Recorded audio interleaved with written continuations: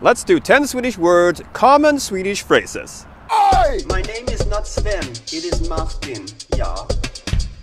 A lot of you guys suggested that I would do common phrases, so here is a conversation between two people using common phrases. Hej! Hallå! Välkommen! Tack så mycket! Hur är det?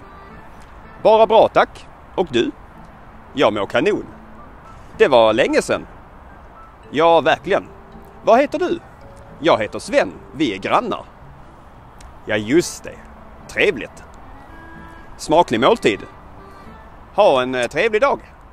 Tack detsamma. Lycka till. Det uppskattar jag. Hur mycket kostar det? 50 kronor. Var ligger tågstationen? Den ligger till höger.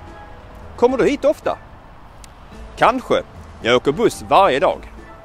Var snäll och tala lite långsammare. Jag förstår inte. Vad menar du? Förlåt, vad sa du?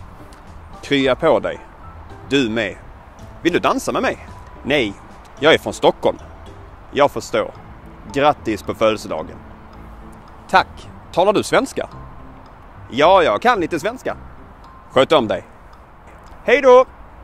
Varifrån kommer du?